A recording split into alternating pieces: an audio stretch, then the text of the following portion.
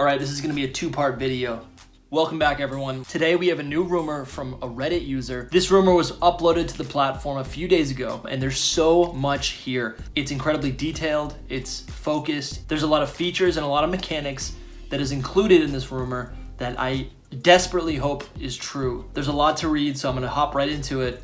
If you haven't seen part 1 yet, make sure you check that out. Now we're going to move on to the Diamond and Pearl remakes. Alright, here we go. Same graphics as Sword and Shield, noted. It does look better in a lot of areas, but only by a margin. And this is because Sinnoh just looks nice. Snow and all. They toned down on some of the ugly textures from Sword and Shield.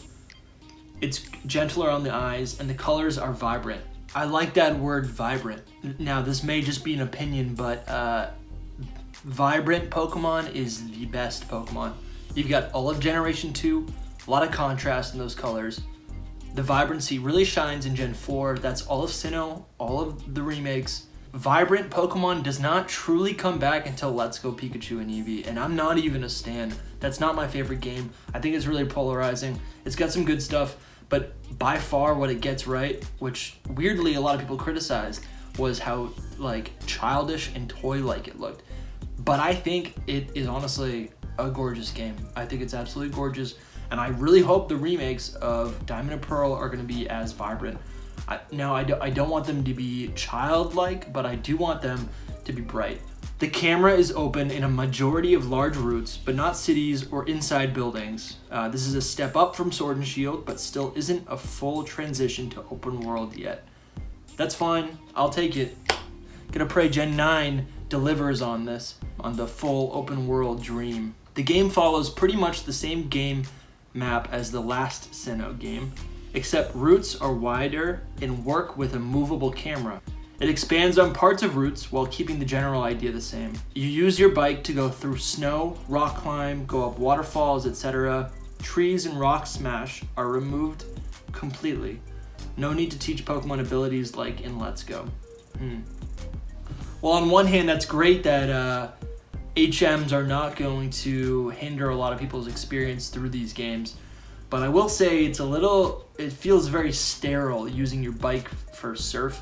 Yes, it is seamless. It's you can go from land to water with no transition, and that is nice and that's welcome. But it's weird. Like I want to ride my Pokemon for full immersion in a Pokemon game. What I want is to ride my Pokemon, right? Just like the TV show. It's all about the TV show. It's all about living my child ego dream. That's what the Pokemon game's all about, right? Escapism. And I want to ride on creatures, right? Through the overworld. It is cool. It's nice to see that rock climb and snow and waterfalls even will be part of the overworld map. The storyline is the same as Platinum. Yes, Giratina appears in the main story. You go to Distortion World, which is actually quite similar to the original in layout. It is a puzzle, although it's explained more clearly how to beat the puzzle. You won't be stuck there. Both Legendaries appear in both games, though the one that you take with you depends on your game. This time, you face your Legendary after fighting off Giratina. You need to return to Distortion World via Giratina's cave to actually capture Giratina. There is a post-game mission with Peony and Cynthia. Well, that's cool. Peony comes back, apparently, to find the Legendaries around the region. These include all Legendary events from original games and new Legendaries added in. There are new small storylines for the main Sinnoh Legendaries. Cool. That's very good. That's what I know a lot of people really want stories back for their Mythicals and Legendaries. Darkrai, Cresselia, Shaymin, Regigigas, and more expansion on the Lake Trio, who have expanded caves now. That's cool. Alright, here's the big one. Arceus is actually now going to be DLC in Generation 9. Yes, need to wait more than a year for Arceus, but there are clear hints around Sinnoh that we're going to see Arceus. Sweet. I can only imagine what it's going to be. Can it top the Heart Gold Soul Silver cutscene for Arceus? I don't know if you guys have seen that, but it's insane. Other than Legendary hunting, post-game consists of going to Postgame Island, like in Platinum, where you stop one last galactic plot to erupt the volcano. I think that's kind of predictable that that secondary island in Sinnoh was gonna. I feel like that was always going to be DLC ever since last year when we found out that DLC was even going to be a thing in current Pokemon. I think that makes a lot of sense. I don't love it, right? I don't love it because it was in the base game and now it's going to be added on content that we're likely going to have to pay for. But it makes sense, and if they can string along more story and maybe add, I think, you know, I'm gonna buy it. We're all gonna buy it. We know this, right? Next point: Commander Mars attempts to search for Cyrus in the Distortion World, but gets scared off by Giratina's shadow and leaves. Saturn tells her after that Cyrus didn't care for them, and to join his cause. She decides she'll go on her own journey. So this seems to be the plot point and the plot line of this DLC content. You can see Cyrus again in the Distortion World when you go back to get Giratina. He explains more about his motives and why he wants a new world. Though after you think he's convinced to come back because his plan is ruined when Giratina being in picture, he eventually refuses to go back with you and to just stay in the Distortion World and live out the rest of his life away from people. Wow. Okay, so that sounds exactly like Cynthia from Generation 7. That's exactly what that sounds like, where she wants to just leave and get to a new place. Something that I've been thinking since Gen 7 is that when the Gen 4 remakes do happen, that we're gonna see some expansion and almost retconning of a lot of the Generation 4 Legendaries as Ultra Beasts. This rumor has not said anything about that so far, but I'll make another video. There is still the restaurant on the Postgame Island, like in Platinum, where you battle gym leaders and trainers from the region. You can battle Mars here again and choose her as a partner buddy against other opponents in double battles. That's cool. I mean, honestly, there's a lot of like admin characters from the evil teams that don't get a lot of.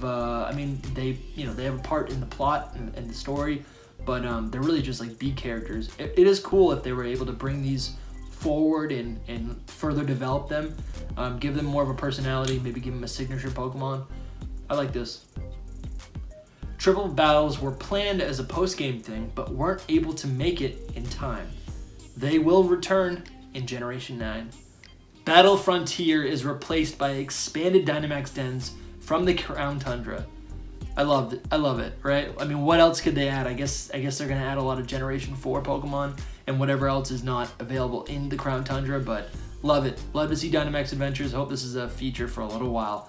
There are more features in the dens, more to explore, more items to buy which help you on your journey. Example, stopping the storm so it's easier to catch legendaries, seeing what types are ahead so you can plan and you can team up with more characters. There is a building on the island with battle tower features, including some battle style options inspired by the Battle Frontier, seeing your opponent's team before battling, a roulette, which selects different status conditions for the battle, boosts based on things like how much HP you have left, whether you use offensive and accurate attacks. It is a mindful battle, which gives you advantages based on techniques inspired by Battle Palace and Emerald. You'll often be invited to try out these features to earn battle points, bonus battle points, which give you awesome rewards like shiny charms, which work in certain areas, Pokemon eggs, and unique cosmetics. Interesting, you get Pokemon eggs, you get gifted Pokemon eggs as a reward. That's actually a feature that we haven't seen. I know for a fact that that's going to be something that people shiny hunt, but also I guess that could also, if it's attached to some sort of larger facility, I can totally see those Pokemon eggs having a higher shiny odds, right? Is this going to be a return to the crystal version mystery egg that had a 1 in 7 chance of being shiny? All right, I'm running out of daylight, so I gotta wrap this up. Pokemon contests are similar to ORAS contests with improvements. Dance round and accessories round from the DS games are removed, but Poffins remain and the minigame comes back optimized for Switch controls. Underground is back, just like the originals, with super secret base features from ORAS, the fun capture the flag traps minigame, and of course, it now works with Nintendo Switch Online. This is actually what I was talking about with a friend the other day. I would absolutely love it if they expand on the underground and include things like the secret base. I need Pokemon to come to I almost said 2020, but I need them to catch up to 2021 and make online a core feature other than battling, right? There's so many other components of Pokemon that people love, and I think decorating a room in an underground is one of those things. For all those Animal Crossing fans, rejoice, because this could be a lot of fun, and I'd love to see it. Dynamax and new Gigantamax forms come to Sinnoh. How it comes is explained by Cynthia and Professor Rowan in the post-game who investigate it. No gym leaders used Gigantamax in the game, though gyms look more like stadiums, which is stated above, and a bit smaller than Sword and Shield stadiums, and there's no lobby area or uniforms. Dynamax and Gigantamax are side things in the game. They aren't forced on you. Do it for your own fun. A couple new open areas to explore, including left of Canalava City, which contains an old mining site north of Celestic Town, where you explore the Sinnoh River running down the mountain, and some caves south of Veilstone City, where you can find some interesting meteors and catch a new Deoxys form hiding within. Nice, new Deoxys form. Oh, that's true. You know, like with the new Regis, I didn't even think about this. I mean, I just thought it was a one-off thing, but we got new Regi forms. Who's to say we don't get new Deoxys forms? We don't get a new Giratina form. We don't get Fairy Stone Arceus has to be a thing, right? And we got the new legendary birds too. This could be a whole thing where we start getting new updated forms and variants of old legendaries. I kind of thought it was a one-off thing to the Crown Tundra, because the Crown Tundra seems like a place where there's a lot of ancient Pokemon or things that are locked away to the rest of the world. But maybe, Sinnoh's kind of like that too. So who's to say? That'd be really cool. A new Deoxys form. What's it going to be? An HP form? Love it. Let's see it. Maybe a physical form? Who knows? There are no huge expansion area-wise, as the focus is on making a huge Gen 9, which will be 4 times bigger than anything we've ever seen before. What? 4 times bigger? Okay. The GTS in Jubilife City is replaced by a building for Pokemon Home. Cool. And that makes sense, right? Integrated into the game. I don't want to have to leave my game to get into a new game just to transfer that Pokemon to a game and then get out of Pokemon Home, get out of that game, and then go back into my main game. I don't want to do any of that. And now with Pokemon Go, it's like 6 more steps. The YCOM is discontinued and includes a more simplified wireless tools menu. Still no PSS like the X and Y. Not sure they'll do it again. Yeah, they probably won't. Game Corner is still there. It's an arcade like in Let's Go. It's purely decorative, but you can talk to some characters there for TMs and rare items. This rumor is so massive that I had to split it up into 2 separate videos. Click here to watch part 1. Okay, in short, this rumor is incredible. It's so detailed. If you want to see more content like this, if you want to see shiny content, subscribe for more videos every week. Thanks for watching, everyone. I'll see you next time. Good luck hunting.